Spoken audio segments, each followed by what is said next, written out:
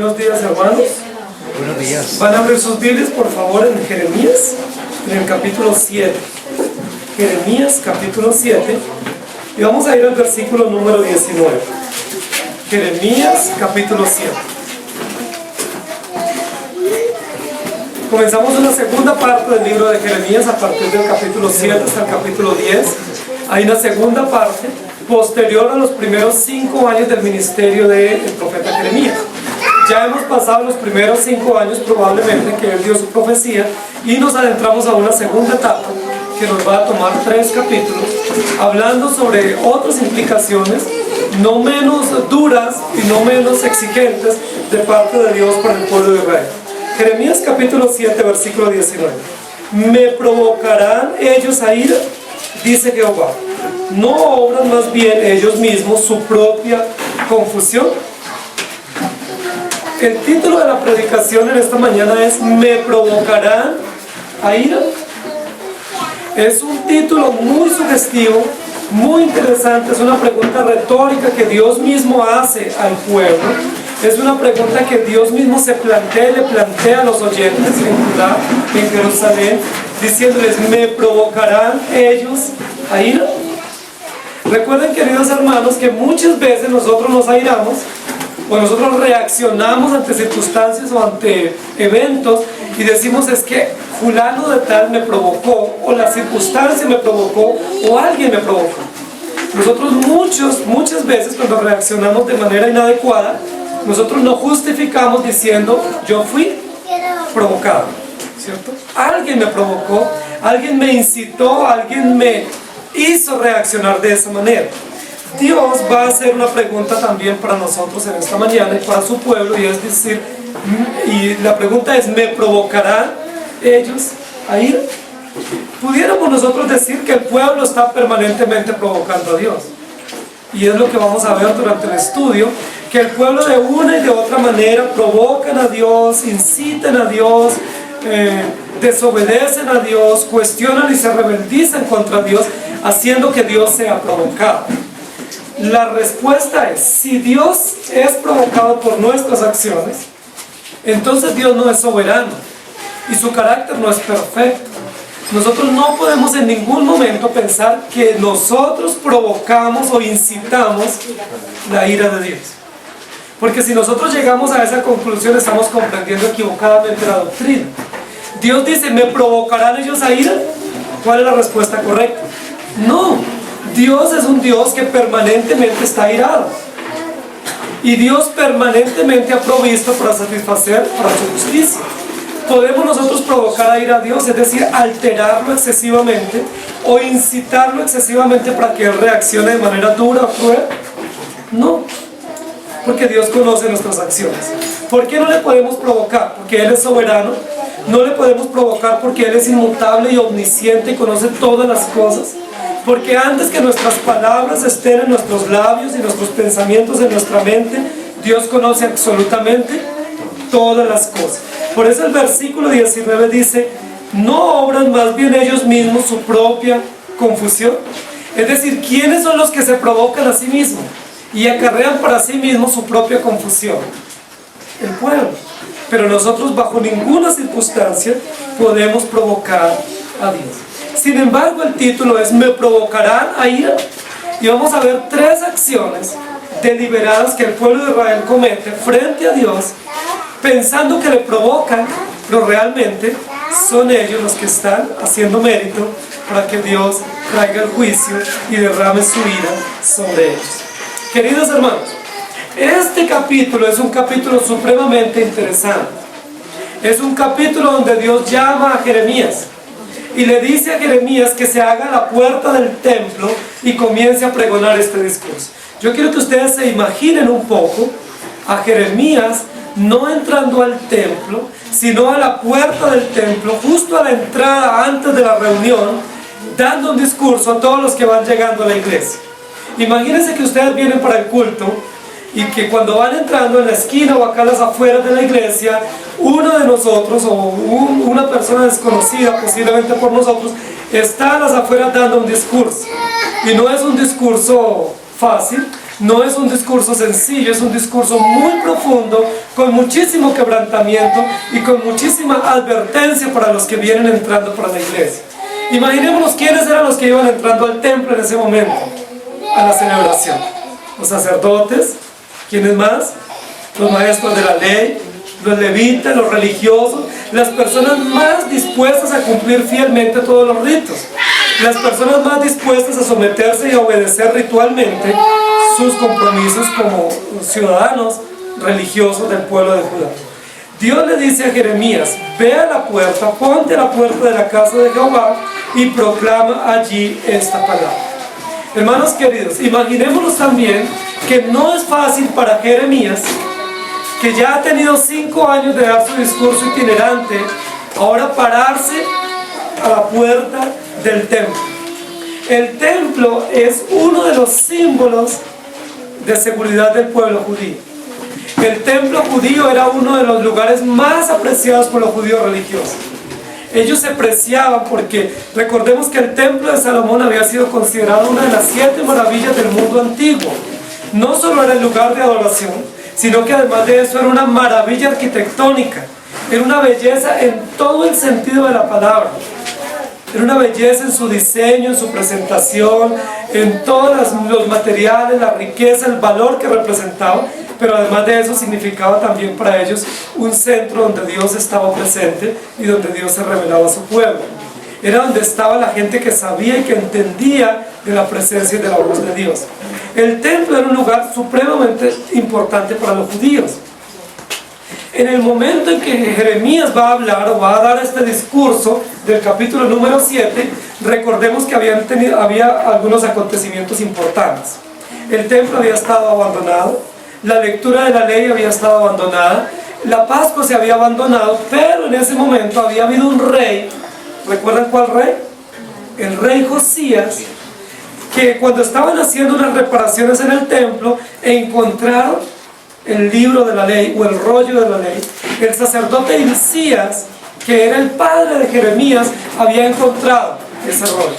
Y fue el sacerdote Hilcías el que puso este rollo en las manos del rey Josías, diciéndole: hemos encontrado la ley de Dios. Y entonces ellos leyeron la ley de Dios, restauraron el templo, volvió nuevamente a usarse el templo para el culto, y todo el pueblo de Israel nuevamente fue convocado a adorar. El templo fue reparado, se hicieron unas reparaciones locativas muy importantes, se adecuó el templo nuevamente porque había estado abandonado, y la ley de Dios se volvió a leer. Dice la Biblia que se leyó la ley de Dios y se celebró la Pascua después de muchos años que no se había celebrado. El rey Josías celebró la Pascua, y la Biblia dice de la siguiente manera: nunca en Israel se había celebrado una Pascua como la celebró el rey Josías. Todo el pueblo de Israel vino al templo, estuvieron muy felices inaugurando, dedicando nuevamente al templo y celebrando que habían vuelto a tener la ley, y también celebrando la Pascua en el pueblo de Israel. Queridos hermanos, pero a partir de esa celebración, los judíos volvieron al templo, ¿sí? Se restablecieron los sacrificios, se restableció la Pascua, y los judíos volvieron nuevamente al templo. Pero yo quiero que ustedes y yo leamos nuevamente, o mejor, leamos en primer lugar los primeros versículos de este capítulo, los primeros 11 versículos, y comprendamos algunos de los aspectos, cómo el pueblo de Israel estaba intentando provocar la ira de Dios, poniendo la confianza en aspectos o en cosas o en personas diferentes a lo que Dios había mandado. En primer lugar, el pueblo provoca a ir a Dios confiando en mentiras. Versículos 1 al 11. Palabra de Jehová que vino a Jeremías diciendo: ponte a la puerta de la casa de Jehová y proclama allí esta palabra y di: oíd palabra de Jehová, todo Judá, los que entráis por estas puertas para adorar a Jehová. Así ha dicho Jehová de los ejércitos, Dios de Israel: mejorad vuestros caminos y vuestras obras, y os haré morar en este lugar. No fiéis en palabras de mentira, diciendo: templo de Jehová, templo de Jehová, templo de Jehová es este. Pero si mejorareis cumplidamente vuestros caminos y vuestras obras, si con verdad hiciereis justicia entre el hombre y su prójimo, y no oprimiereis al extranjero, al huérfano y a la viuda, ni en este lugar derramaréis la sangre inocente, ni anduviereis en pos de dioses ajenos para mal vuestro, os haré morar en este lugar, en la tierra que di a vuestros padres para siempre. He aquí vosotros confiáis en palabra de mentira que no aprovecha, hurtando, matando, adulterando, jurando en falso e incensando en Baal, y andando tras dioses extraños que no conocisteis. Vendréis y os pondréis delante de mí en esta casa, sobre el cual el nombre es invocado, y diréis: librados somos para seguir diciendo todas estas abominaciones. Es cueva de ladrones delante de vuestros ojos esta casa, sobre la cual es invocado mi nombre. He aquí que también yo lo veo, dice Jehová. El primer aspecto, como el pueblo de Israel pretendía provocar a ira a Dios, era confiando en mentira. Dos veces, en el versículo 4 y en el versículo 8, Dios llama la atención a los que van entrando al templo para adorar, diciéndole: ustedes están confiando en mentira. ¿En qué realmente estaban confiando los judíos? Que el profeta Jeremías les advierte este discurso: ustedes confían en mentira. Ahora, yo no sé usted cómo se sentiría si cuando viene entrando a la iglesia alguien a la puerta le dice: ¿usted qué va a hacer allá? Si allá lo que le están enseñando es mentira, engaño, falsedad, y usted está confiando en eso. ¿Cómo se sentirían ustedes? Yo no sé si de pronto usted continuaría en su camino, o se devolvería, o se quedaría preguntándole a esa persona, diciéndole: ¿por qué me dice eso? ¿Por qué se atreve a decirme eso? ¿Por qué usted me detiene la entrada para decirme que yo estoy confiando en mentira y me están engañando? Bueno, posiblemente ninguno de ellos hizo eso, porque Jeremías no solamente les dice: ustedes confían en mentiras, sino que les explica por qué están confiando en mentiras. Dice: ustedes confían en mentira porque ustedes van allá al templo, celebran o participan de la celebración, pero siguen siendo injustos, siguen oprimiendo a la viuda, oprimiendo al extranjero y oprimiendo al huérfano. Ustedes confían en mentira porque allá lo que les están enseñando es a confiar en la palabra de los maestros o de los que están allá al frente, pero ustedes siguen viviendo de la misma manera. El profeta Jeremías va a mencionar por lo menos 4 o 5 de los mandamientos del Decálogo, Éxodo 20, y les va a recordar mandamientos de la ley moral, especialmente de la segunda parte. Dice: ustedes están yendo allá, pero ustedes siguen siendo mentirosos, siguen hurtando, siguen matando, siguen adulterando y siguen jurando en falso. ¿Qué es lo que les está diciendo Jeremías al pueblo? ¿Ustedes de qué les sirve ir al templo? ¿A ustedes de qué les sirve reunirse en el templo? ¿A ustedes de qué les sirve ir a escucharle el discurso si en primer lugar quienes están dando el discurso son falsos? Y en segundo lugar, ustedes que están recibiendo el mensaje allá, no cambian. Siguen creyendo en palabra de mentira. Por eso el profeta les dice, dando el discurso que Dios le mandó: mejoren sus caminos y mejoren sus obras y vuélvanse a Dios. Nuevamente, queridos hermanos, como parece de manera repetitiva, el profeta está diciendo: vuélvanse a Dios. Queridos hermanos, aún hay oportunidad para los creyentes. Los incrédulos no van a aceptar esa oportunidad, porque no es para ellos la oportunidad. Ellos, en medio del llamado y en medio del juicio, se van a endurecer. Y el capítulo 7 de Jeremías va a hablar de 3 aspectos en los cuales el pueblo de Israel se ha endurecido. Dice que han endurecido su corazón, que han endurecido sus oídos y han endurecido su cerviz.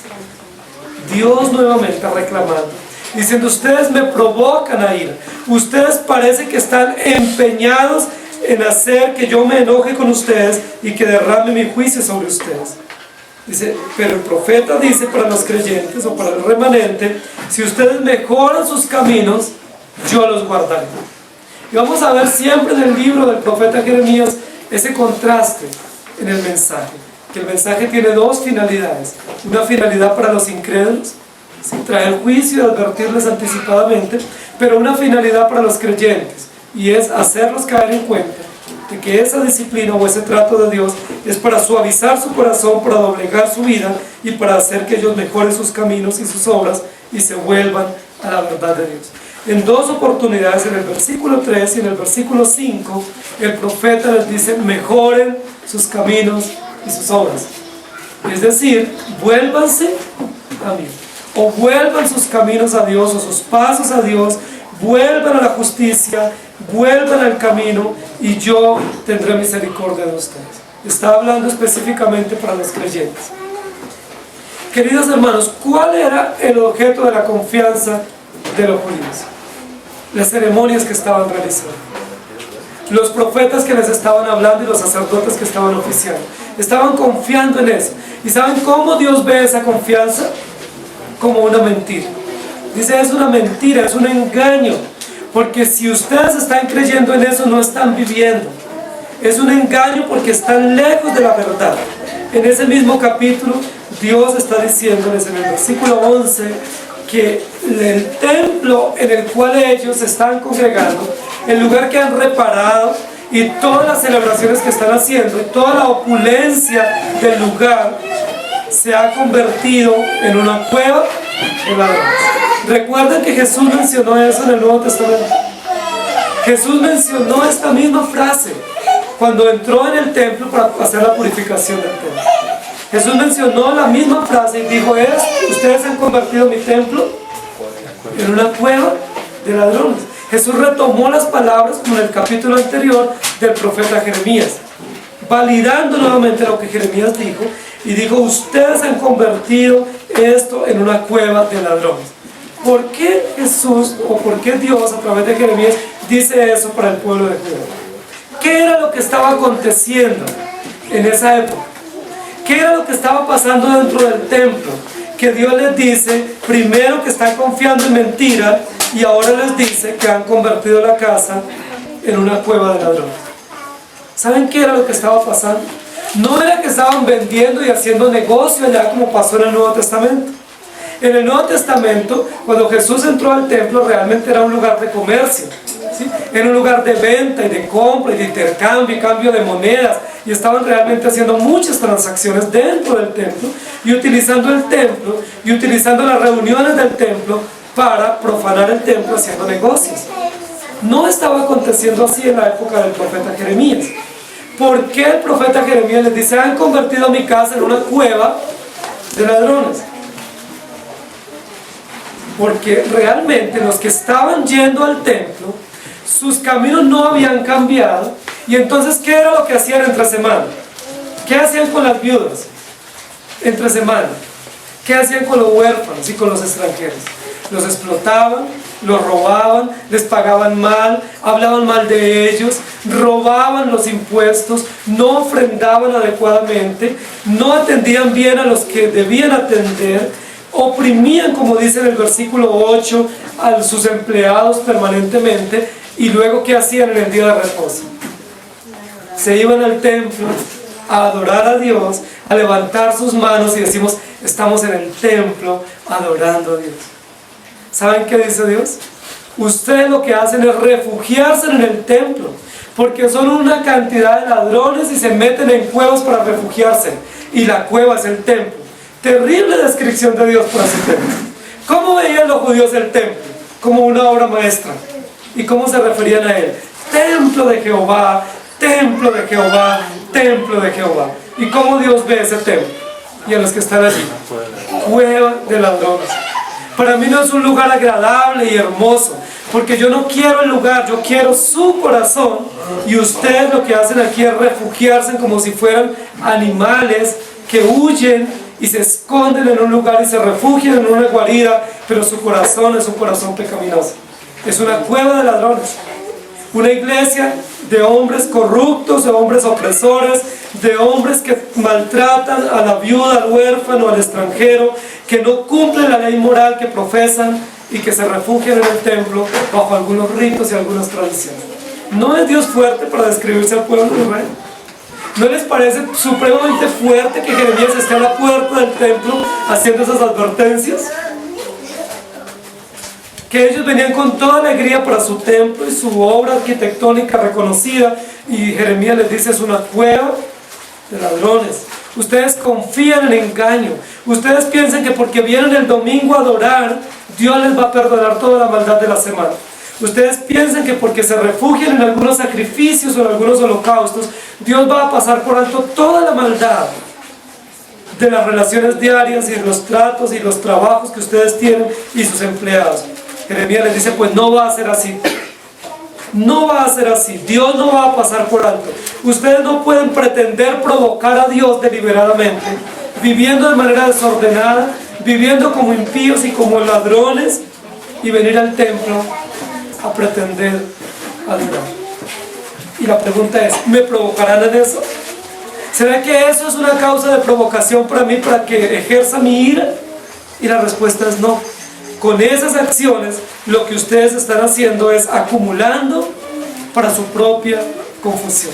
Y hay un versículo en el capítulo, que es el número 28, que es un versículo como un epitafio, que se pone en la puerta del templo, no en la tumba, pero sí en la puerta del templo, que es considerada una cueva, como si fuera una tumba, y el epitafio está en el versículo 28 y dice así: esta es la nación que no escuchó la voz de Jehová su Dios, ni admitió corrección, pereció la verdad, y de la boca de ellos fue cortada.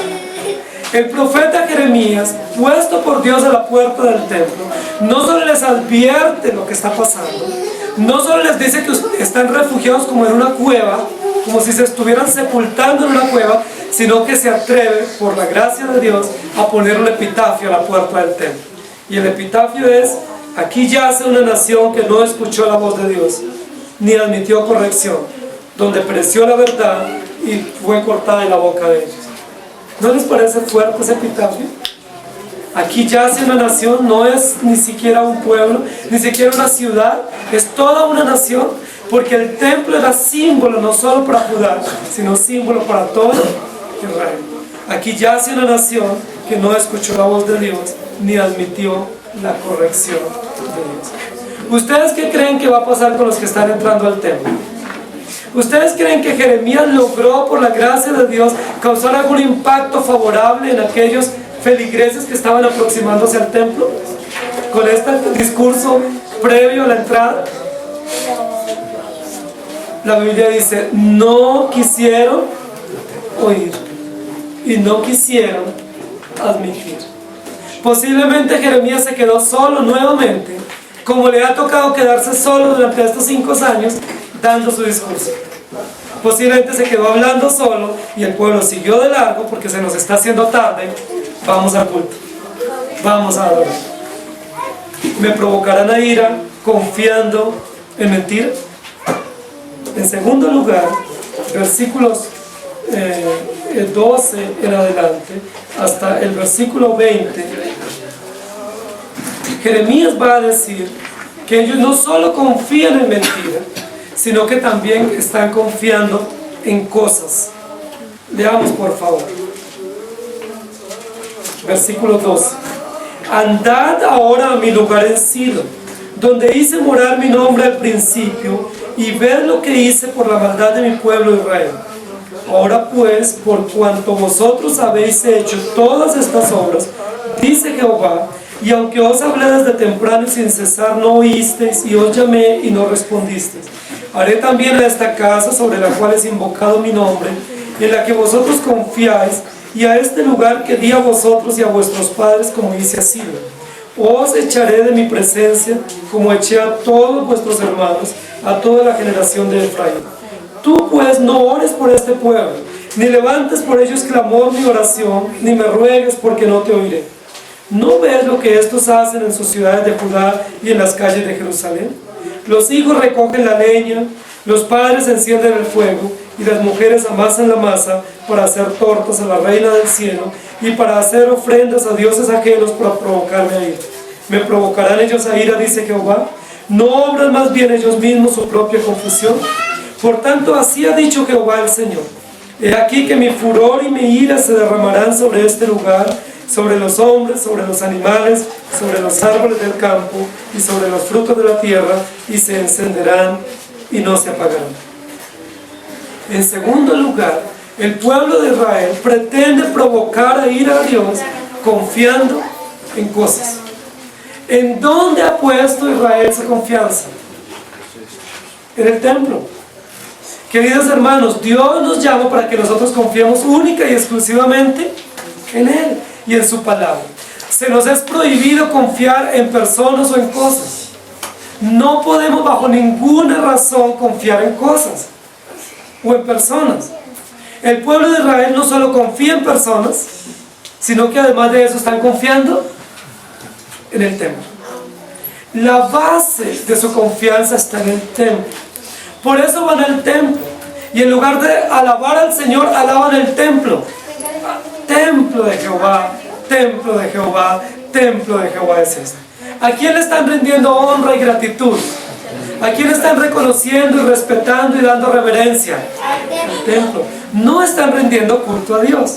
Están rindiendo culto a un lugar. Porque es hermoso, porque tiene buenos materiales, porque las demás naciones envidian el lugar, el templo, porque las naciones son provocadas a ir y destruir ese templo. Ellos han puesto su confianza en él. Ellos han dicho, confiaremos en este templo, porque este templo es base de nuestra seguridad. No importa cómo esté nuestro corazón, lo importante es que tenemos un templo bonito. No importa cómo vivamos, tenemos un templo bonito y Dios prometió que su presencia estaría en este templo. Entonces, como Dios está en el templo, nosotros vamos a encontrarnos con Dios en el templo. Dios le va a decir a Jeremías, dígale a esta gente, no confíen en el templo, no pongan su confianza en el templo, ni siquiera oren a mí, ni ores por este pueblo, porque es un pueblo que tiene su confianza en cosas y no tiene su confianza en mí. Queridos hermanos, es bien importante cómo Dios le dice a Jeremías que no ore por el pueblo. Uno diría, pero ¿cómo Dios nos advierte de que no oremos por un pueblo o por una nación? ¿Por qué Dios nos dice no oren? Porque si ustedes van a orar, yo no los escucharé. Ahora la pregunta ¿es que Dios hay cosas que no escucha? ¿O Él todo lo sabe y lo escucha? Si Dios todo lo sabe y lo escucha, ¿por qué le dice al profeta no ore? Porque yo no voy a escuchar. Lo que Dios está diciendo es, si ustedes oran, yo no voy a responder. Yo no voy a responder para bendecirles, para prosperarles y para para alejar el juicio para esta nación. Si ustedes siguen orando de esa manera, yo no voy a responderles. No oren de esa manera. ¿Por qué? ¿Cuál es la intención de Dios en este llamado de atención para el profeta de que no ore por el pueblo? Nuevamente advertirles que ellos están en serios problemas, que ellos no están atendiendo la voz de Dios, y como no están atendiendo la voz de Dios y como no quieren andar hacia Dios, entonces van a ver el juicio. Ahora, Dios les ha dicho una y otra vez, anden en mis caminos. ¿El pueblo de Israel ha andado en los caminos de Dios? No. Entonces, ¿qué les dice Dios ahora? Bueno, ¿no quieren andar hacia mí? Entonces anden hacia Silo. Hagan una visita a Silo. Hagan una excursión a Silo. Silo era un lugar que quedaba en el territorio de Efraín. Era un lugar muy importante para los judíos. Y fue el lugar donde estuvo el lugar de adoración durante 300 años. Después que el pueblo de Israel retomó la tierra o poseyó la tierra prometida. Cuando ellos llegaron y se posesionaron en la tierra prometida, el lugar de adoración fue Silo. Silo fue un lugar muy importante para los judíos, porque estaba en el centro del país, porque el lugar era hermoso, porque habían construido un tabernáculo importante para ellos adorar a Dios, y todo el pueblo de Israel reconocía ese lugar. Era un lugar muy importante. ¿Saben qué hizo el pueblo? Comenzó a confiar en ese lugar, y pensaban que la presencia de Dios estaba en Silo. ¿Y qué hizo Dios con ese lugar? Lo destruyó, lo volvió ruinas. Los de Judá sabían que Dios había hecho eso en Silo, y que todos los de Efraín habían sufrido el horror de la destrucción de Silo. Por eso Dios les dice a ellos, ustedes están admirando este templo, están admirando este edificio, Dios lo va a destruir. Y si no creen, vayan a Silo. Vayan y van a ver las ruinas en Silo de lo que yo hice con ese lugar de adoración. Ese lugar de adoración que fue admirado, que fue bien visto y el cual ustedes conocen, yo lo destruí por la maldad de mi pueblo. Anden, vayan. Y es un tanto irónico las descripciones acá, ¿cierto? Jeremías es un profeta irónico, ¿sí? Usa la ironía como medio para llamar la atención. Usa el sarcasmo para entrar en razón al pueblo. Dice, ¿no quieren venir a Dios? Entonces vayan al cielo y vean la destrucción. Jeremías les va a mostrar un ejemplo real en su propia nación. No había que ir muy lejos, sencillamente caminar unos kilómetros, hacer una visita de una semana para ir y ver que Silo había sido destruido por la maldad de las tribus del norte. Dice, igual va a suceder con el templo. Queridos hermanos, ¿qué judío iba a creer que el templo iba a ser destruido? A ningún judío le pasaba por la mente que ese templo tan hermoso, que ese templo que habían sido dedicado de manera tan majestuosa, iba a ser destruido. Dios les había prometido la dedicación del templo, ¿recuerdan? Mi presencia estará siempre en este lugar. Pero ellos comenzaron a confiar en las paredes y en los materiales del templo, pero no confiar en que el Dios estaría siempre en medio de ¿quién? ¿Del templo o de su pueblo? Dios estaría siempre en medio de las cuatro paredes o en medio de la adoración de su pueblo. Cuando Dios les dice mi presencia estará siempre aquí, estará siempre en medio de las ceremonias que honran mi nombre y que adoran mi nombre, no en medio de cuatro paredes, porque luego en el Nuevo Testamento dice que Dios no habita en templos hechos de manos de hombres. Dios habita en el corazón de su pueblo, y donde su pueblo se reúna, sea un lugar hermoso a la vista o no lo sea, Dios está en medio de su pueblo, porque Dios está en medio del pueblo que le adora y que ofrece las ceremonias que Dios ha establecido. ¿En qué está confiando el pueblo de Israel a estas alturas? No solo está confiando en personas, cosa abominable a los ojos de Dios, sino que más aún está confiando en cosas. Romanos capítulo 1, 2 y 3 describe la pecaminosidad humana y dice que en lugar de rendirle culto a Dios, que es el creador, se le rinde culto a las criaturas y a las cosas. Y Romanos capítulo 1 describe de manera muy importante, muy ilustrada, cómo el pueblo de Dios y la humanidad está rindiendo culto a reptiles, a cuadrúpedos, a cosas, y no al Creador. Queridos hermanos, Jeremías está dirigiéndose a un pueblo escogido, pero sabemos que no todos los que están allí hacen parte del remanente. La mayoría de los judíos en ese momento estaban reprobados por su maldad y no iban a ser tenidos en cuenta para ser protegidos, pero Dios se dirige a ellos y les dice. Ahora en el versículo 13 vemos la gracia de Dios para este pueblo. Dios dice, aunque ustedes no escuchen, aunque ustedes no oyen, no ven, no sienten, yo quiero que ustedes sepan que les he hablado desde temprano y sin cesar. Desde temprano y sin cesar les he hablado, es decir, les he advertido. No pueden pensar que yo estoy derramando mi ira sobre esta nación de manera injusta, o que me exalté de manera momentánea y repentina y voy a castigar. Dice, no, yo les he hablado de temprano y sin cesar. ¿A través de quiénes había hablado Dios para el pueblo? De los profetas, de los sacerdotes, a través de la ley escrita en su propia conciencia, pero también la ley pública, que ya la tenían los judíos en ese momento a través de los rollos. La ley de Moisés ya la tenían. Estaba siendo leída en el templo, estaba siendo estudiada en las sinagogas. Dice, yo les he hablado.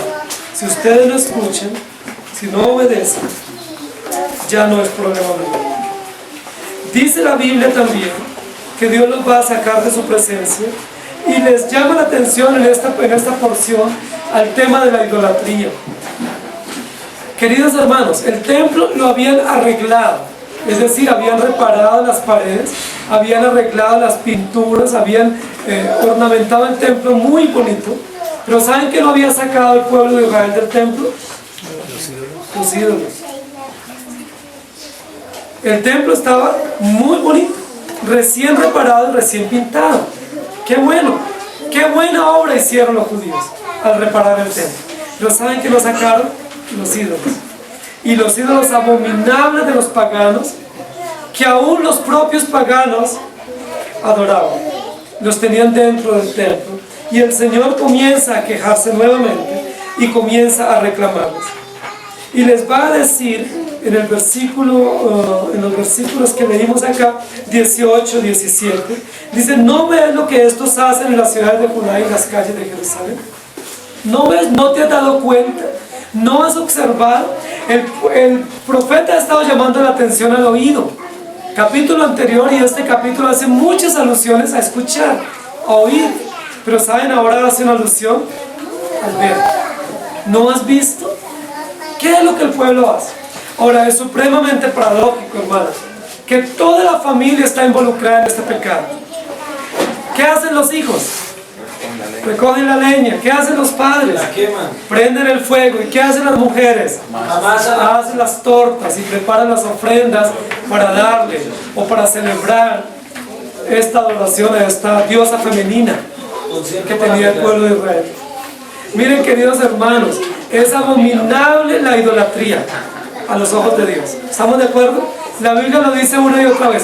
Pero es mucho más abominable la idolatría femenina. Porque no solo tienen ídolos masculinos, lo cual ya es abominable, sino que es mucho más abominable que tengan diosas y que las adoren. Y que toda la familia se disponga para adorar estas diosas paganas. Diosas de la sexualidad, diosas de la fertilidad, diosas del amor. Tenían los judíos en ese momento, que habían sido copiadas de los países paganos. No solo tienen ídolos masculinos, no solo son politeístas. El pueblo de Israel era más que politeísta. Tenía diosas femeninas, abominable a los ojos de Dios. Y no solo la adoraban las mujeres, sino que toda la familia estaba comprometida con este culto. Qué bonito ver las familias comprometidas con el culto, ¿amén? Pero con el culto verdadero. Qué bueno cuando vemos los hijos, los padres, las madres corriendo a adorar a Dios correctamente.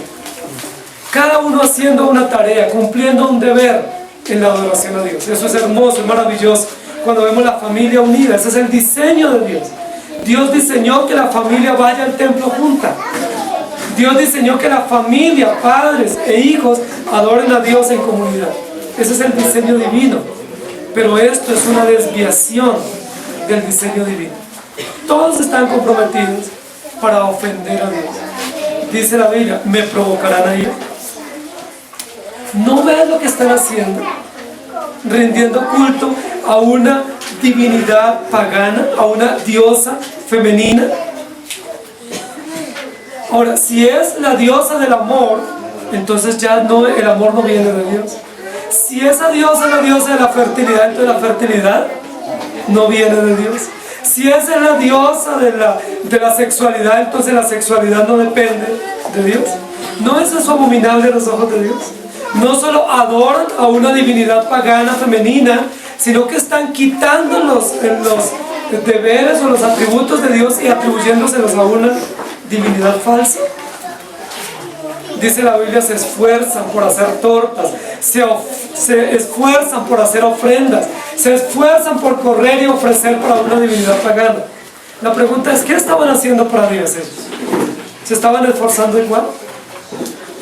Queridos hermanos, hoy en día pasa igual.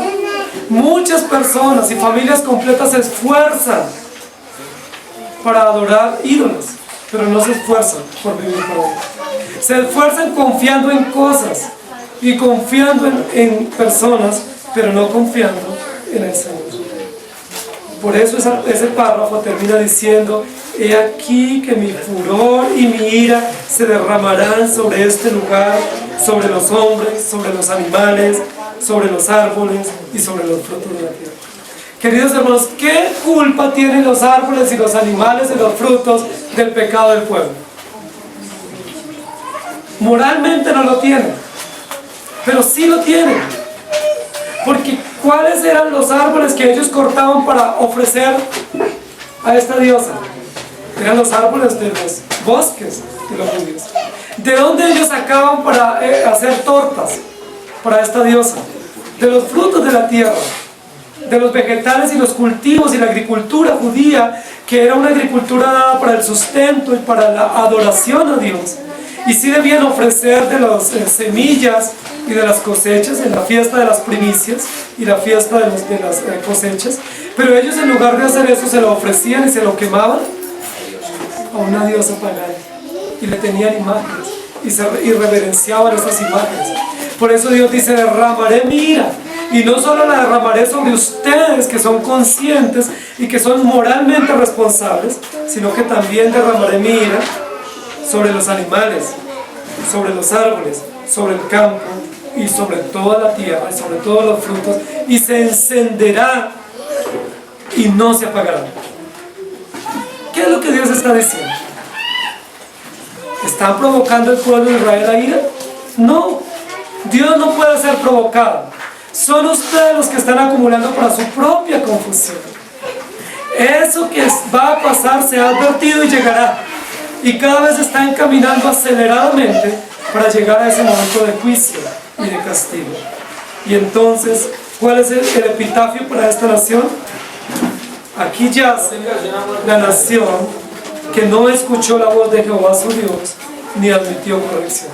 Aquí yace una nación que no escuchó la verdad, y que la verdad fue cortada en medio de ella. ¿Me provocarán a ira? No podemos provocar a ira a Dios. Nosotros, cuando actuamos de manera pecaminosa, estamos haciendo mérito para nuestra propia confusión y nuestra propia reprensión. En tercer lugar, este pueblo de Israel no solamente confía en cosas, no solo confía en personas, sino que también confían en sí mismos. Versículos 21 al 34. Leamos todos. Así ha dicho Jehová de los ejércitos, Dios de Israel: añadid vuestros holocaustos sobre vuestros sacrificios y comed la carne, porque no hablé yo con vuestros padres, ni nada les mandé acerca de holocaustos y de víctimas el día que los saqué de la tierra de Egipto. Mas esto les mandé diciendo: escuchad mi voz, y seré a vosotros por Dios, y vosotros me seréis por pueblo, y andad en todo camino que os mandé, para que os vaya bien. Y no oyeron ni inclinaron su oído, antes caminaron en sus propios consejos y en la dureza de su corazón malvado, y fueron hacia atrás y no hacia adelante. Desde el día que vuestros padres salieron de la tierra de Egipto hasta hoy, y os envié a todos los profetas mis siervos, y enviándolos desde temprano y sin cesar, pero no me oyeron ni inclinaron su oído, sino que endurecieron su cerviz e hicieron peor que sus padres. Tú pues les dirás todas estas palabras, pero no te oirán. Los llamarás y no te responderán. Les dirás, por tanto: esta es la nación que no escuchó la voz de Jehová su Dios, ni admitió corrección. Pereció la verdad, y de la boca de ellos fue cortada. Corta tu cabello y arrójalo, y levanta llanto sobre las alturas, porque Jehová ha aborrecido y dejado la generación objeto de su ira.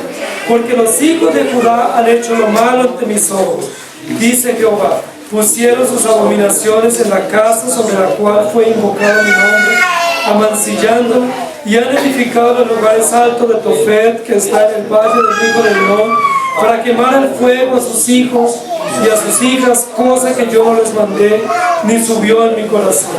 Por tanto, he aquí vendrán días, ha dicho Jehová, que no se diga más Tofet ni valle del hijo de Hinón, sino valle de la matanza, y serán enterrados en Tofet por no haber lugar. Y serán los cuerpos muertos de este pueblo para comida de las aves del cielo y de las bestias de la tierra, y no habrá quien las espante. Y haré cesar de la ciudad de Judá y de las calles de Jerusalén la voz de gozo y la voz de alegría, la voz del esposo y la voz de la esposa, porque la tierra será desolada. Estos últimos versículos que leímos, esta tercera parte, nuevamente, queridos hermanos, advierten del castigo por la rebelión del pueblo.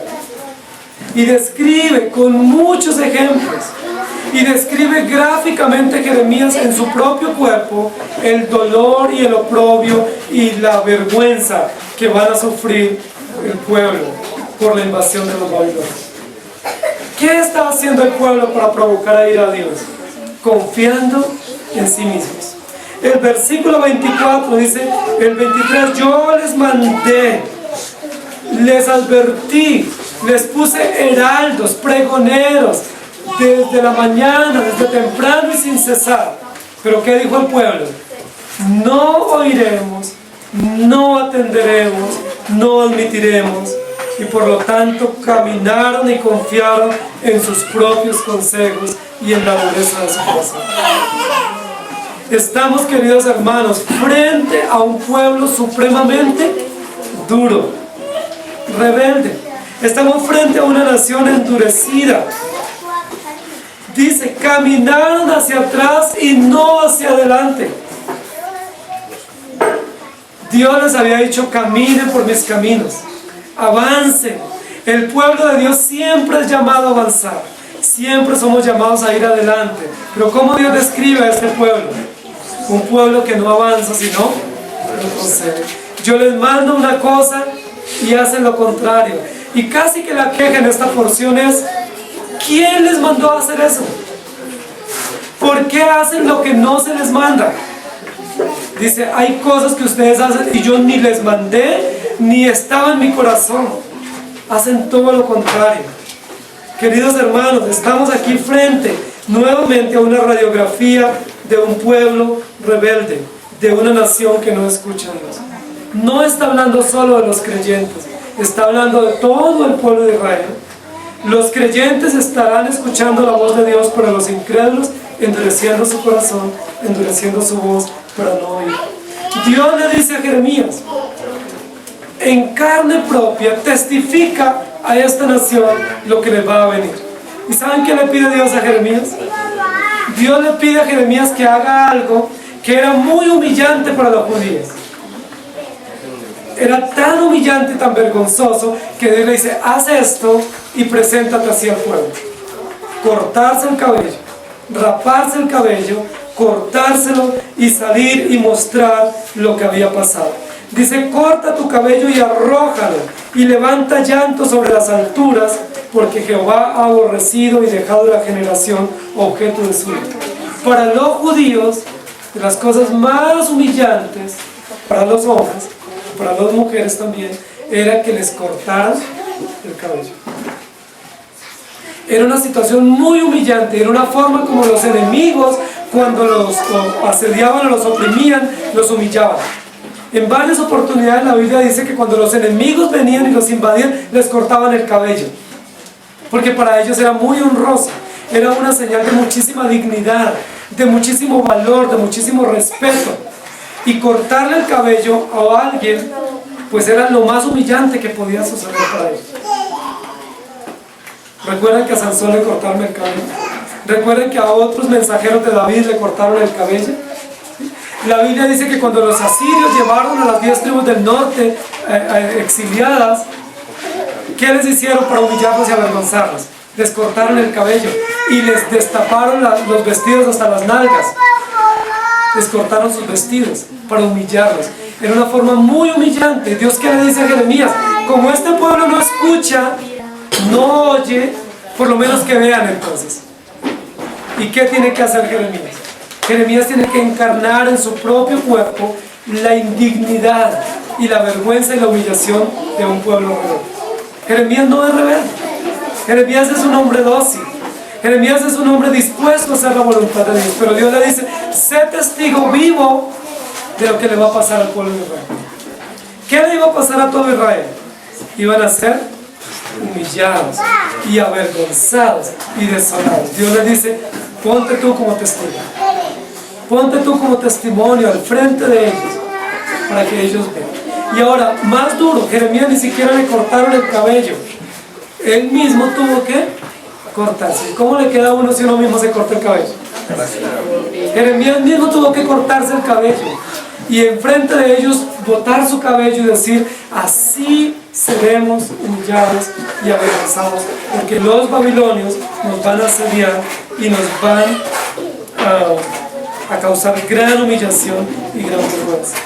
Dios les va a mencionar otra razón del dolor del pueblo que va a sufrir, de la humillación que van a sufrir. Dice, el pueblo de Israel retomó una práctica que habían abandonado por un tiempo, y era el de ofrecer a sus hijos en sacrificio. Miren lo contradictorio. Había ídolos que ellos tenían, en los cuales los hijos participaban en la adoración, recogiendo la leña, ¿cierto? Para el sacrificio, para la ofrenda. Pero habían otros ídolos que exigían que se les entregaran sus hijos, ¿sí? Habían varios ídolos que tenían las naciones paganas, y eran ídolos de bronce que por dentro eran huecos y los calentaban al rojo vivo, y esos ídolos estaban con los brazos extendidos. Y los padres o los fieles, los que seguían estos ídolos, como un acto de adoración, tenían que dedicarle hijos. Entonces cogían sus hijos, y cuando estaba ese bronce al rojo vivo, en la euforia de la celebración lanzaban sus hijos allá para que quedaran incinerados en el momento, en medio de la hoguera. Esa era una ofrenda que los dioses paganos ofrecían a esos dioses crueles e implacables. Estaba permitido para los paganos. Para los paganos está permitido cualquier cosa, porque ellos no tienen temor ni temblor. Ellos no tienen el conocimiento de Dios. Ellos pueden hacer cualquier cosa y es válido. Ellos adoran piedras, animales, adoran lo que quieran, y está bien, son sus dioses, no tienen otra forma. Pero para el pueblo de Dios, construir lugares altos dentro de la propia nación escogida, y ellos mismos ofrecer a sus propios hijos en adoración a esos dioses falsos. ¿Qué dice la Biblia de nuestros hijos? ¿De quién son nuestros hijos? Son de Dios. El mismo capítulo menciona 2 veces el principio fundamental del pacto de gracia. Yo seré para ustedes su Dios, y ustedes serán para mí mi pueblo.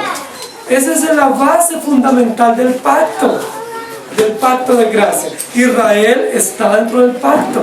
Nuestros hijos le pertenecen a Dios. ¿Podemos nosotros tomar decisiones por nuestros hijos y entregarlos a ídolos?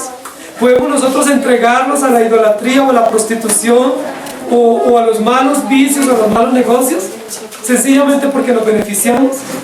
No, nuestros hijos no son nuestros, nuestros hijos son de Dios. Ahora, si queremos hacer algo y nos corresponde hacer algo por ellos, presentémosles el Evangelio, démosles el ejemplo, encaminémoslos por el buen camino.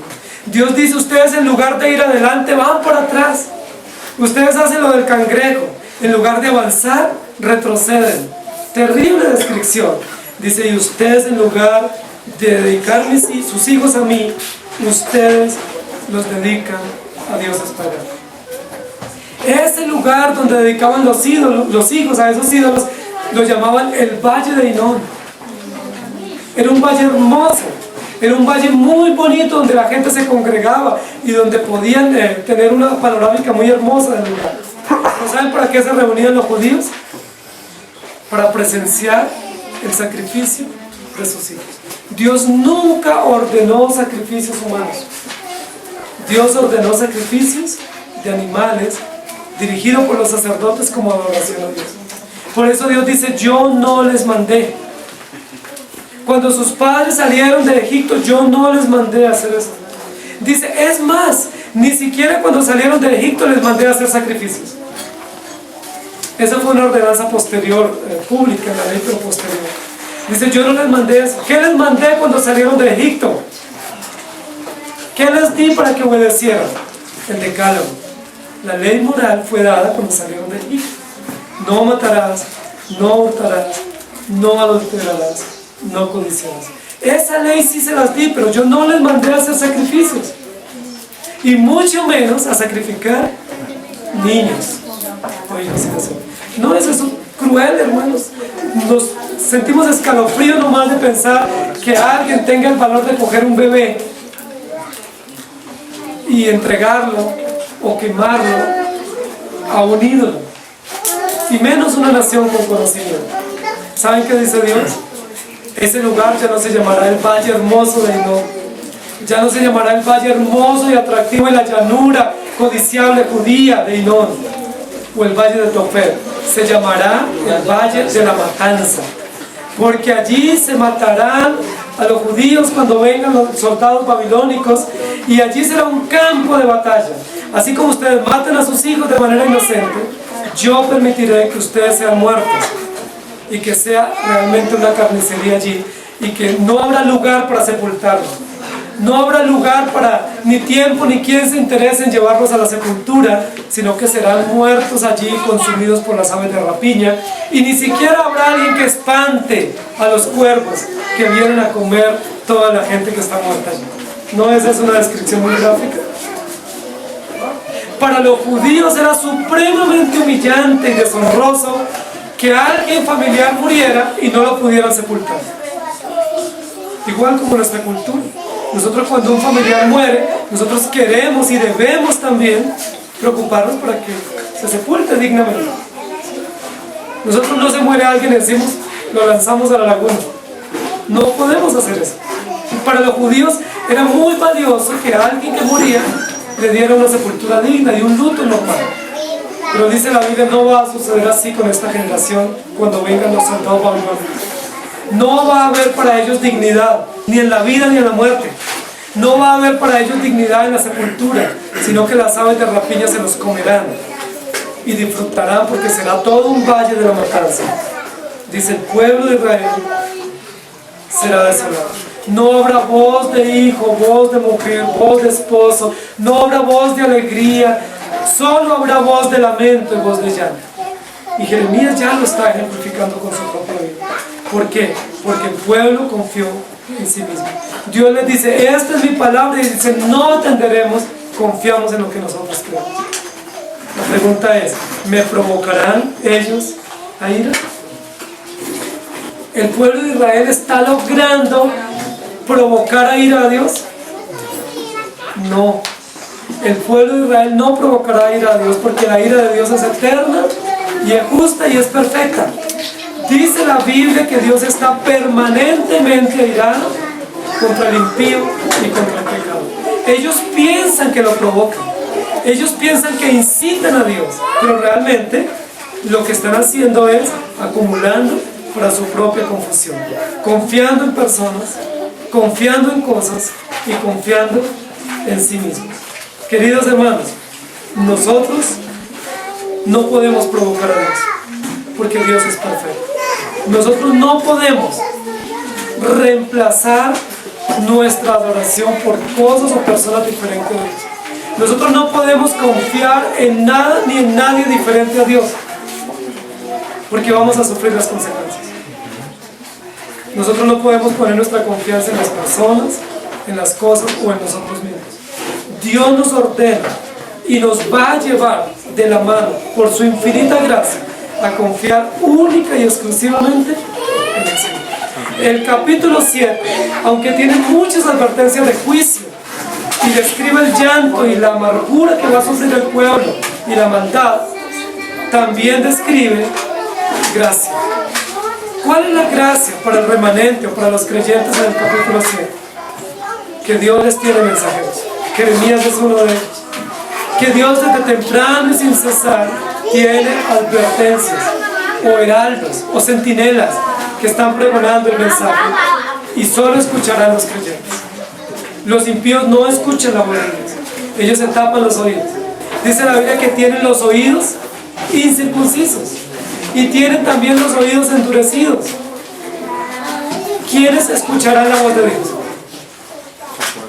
Los creyentes, los hijos de Dios. Solo los hijos de Dios podrán escuchar la voz de Dios. Estas predicaciones de Jeremías, si usted es un hijo de Dios y si ha nacido de nuevo, usted las va a poder entender, aceptar, apreciar, y usted se va a humillar. Si usted ha nacido de nuevo, usted va a poder decir, esto es palabra de Dios, la recibimos y la aceptamos. Si no es así, nosotros vamos a endurecer nuestro corazón, vamos a endurecer nuestros oídos y endurecer nuestra cerviz. La cerviz está acá en la parte de arriba, ¿cierto? En el cuello. Son las primeras vértebras que tenemos nosotros. La cerviz. Dice la Biblia que endurecía la cerviz. ¿Y qué pasa con una persona con la cerviz endurecida? no puede agachar la cabeza. Nosotros nos funcionan muy bien las cervicales porque podemos doblar nuestra cabeza. Ensayen a ver si sus cervicales están funcionando bien. Si funcionan bien, nosotros podemos hacer ese movimiento de agachar nuestra cabeza. ¿Y saben simbólicamente qué significa agachar la cabeza? Doblegarnos, respeto, humillarnos, ¿sí? Reconocimiento. La Biblia dice, este pueblo endurece su cerviz. Es decir, no se quiere ni se puede doblegar. Son indomables o indoblegables. No se doblegan ante Dios porque tienen dura cerviz. ¿Qué va a hacer Dios para doblegarlos? Juicio, castigo y aflicción para que ahí se agachen la cabeza y digan, ay Dios mío. Pero aún así no se van a arrepentir. ¿Qué va a pasar con los creyentes? Aún en medio de nuestra soberbia Dios nos doblega, pero el creyente en medio de su humillación va a decir, ay Señor mío y Dios mío, ten misericordia de mí. ¿Provocaremos a ir al Señor? ¿O no acumulamos para nuestra propia confesión? Queridos hermanos, no podemos confiar en las cosas. No confíe en su trabajo. No confíe en lo que usted tiene. Es probable que usted esté confiando en su trabajo. Ah, no, yo sí creo en Dios, gracias por este buen trabajo que tengo. Es probable que usted esté confiando en las cosas, en su salud, en su dinero, en su trabajo, en las oportunidades. Es muy probable que usted esté poniendo su confianza en Dios, aunque diga que no. Es muy probable que usted esté confiando en personas. Que usted diga, yo confío en esta o en aquella persona. Es muy probable. Y también es muy probable que usted esté confiando en sí mismo. Que usted diga, yo sé, yo puedo, yo tengo la respuesta para mis cosas. Es muy probable porque todos nosotros tenemos esa misma tendencia. Los creyentes y los incrédulos tenemos la misma tendencia. Confiar en las personas, confiar en las cosas y confiar en nosotros. Y provocamos a ir a Dios. Porque acumulamos para nuestra reprensión. Pero saben, hermanos, la Biblia nos dice que solo podemos confiar en el Señor. Sea Dios vuestro temor y el objeto de vuestra confianza. Porque Él es nuestro Dios y nosotros su pueblo, que Él redimió por su gracia. Confiemos solamente en el Señor y no provoquemos a ira y a su santa ira sobre nosotros. Oremos. Amado Señor, nosotros en esta mañana te damos gracias por permitirnos ver a Jeremías puesto a la puerta del templo, advirtiendo a quienes se acercaban a él de cómo tú veías el que ellos entraran al templo y su participación en el templo. Tú también nos muestras nuevamente a través de tu palabra que aunque nosotros veamos adecuada nuestra participación en el templo y en el culto, que tú la veas de una manera profunda. Posiblemente nosotros decimos, sí, lo estoy logrando, estoy llegando a tiempo, pero tú estás viendo nuestra maldad y nuestra hipocresía. Posiblemente nosotros decimos, sí, yo me estoy esforzando por no faltar ningún domingo y me confío en eso, pero tú estás diciendo, aunque no falta ningún domingo, mientes, robas y adulteras. Señor, ten misericordia de nosotros, porque nosotros no podemos discernir nuestras propias maldades. Nosotros no podemos revisar nuestro propio corazón. Nosotros no podemos ir a nuestro propio corazón y ver la maldad que hay en él. Nosotros sabemos que hay maldad porque tu palabra nos lo enseña, pero no podemos descifrar la maldad de nuestro corazón, la hipocresía de nuestro corazón. No podemos examinarnos a nosotros mismos y mucho menos corregirnos. Señor, solo tú puedes sacar a la luz nuestra maldad, solo tú puedes humillarnos terriblemente, hacer que dobleguemos nuestra cerviz, hacer que nuestro corazón escuche tu voz, que nuestros oídos atiendan, Señor, tus reprensiones y que podamos acercarnos a ti en temor y temor. Señor, te pedimos perdón porque a diario te intentamos provocar. Nosotros pensamos que te provocamos haciendo lo que queremos y diciendo no me pasa nada. Nosotros pretendemos provocarte ahí a ti, Señor, desobedeciendo con incredulidad, con maldad. Somos idólatras. Nuestro corazón es una fábrica de ídolos. Nuestro corazón es una fábrica de falsos consejos y de falsas enseñanzas. Ten misericordia de nosotros. Señor, permite que esta enseñanza obre en el corazón de tu pueblo para que nos obliguemos a ti y para que te digamos, Señor, enséñanos tu palabra. Haznos oír tu voz. Haznos oír tu voz y comprender tus caminos y caminar en ellos. No nos dejes caer en la confusión y en la desolación. Señor, permite que nuestros hijos y como familias juntas te podamos adorar y te podamos servir. Y que no nos prestemos para el pecado, sino para adorarte a ti en espíritu de verdad. Ayúdanos, Señor, a confiar única y exclusivamente en ti. Ayúdanos a no confiar en las personas, porque son malas igual que nosotros. Ayúdanos a no confiar en las cosas, porque son efímeras y pasajeras. Ayúdanos a no confiar en nosotros mismos, porque somos débiles y somos engañosos. Ayúdanos a confiar en ti. Nosotros no podemos sacar la bondad de nuestro corazón, pero tú la puedes hacer. Nosotros queremos que tú nos enseñes a comprender que somos pecadores y que no podemos seguir viviendo así, que necesitamos mejorar nuestros caminos y nuestras obras, que necesitamos enderezar nuestros pasos, que necesitamos seguir tus pisadas. Enséñanos a comprender eso. Llévanos de tu mano, Señor, y limpia nuestro corazón. Lávanos, Señor, para que podamos ser limpios y útiles a ti. Y, Señor, que podamos honrarte como te corresponde. En el nombre del Señor Jesús. Amén. Señor les bendiga.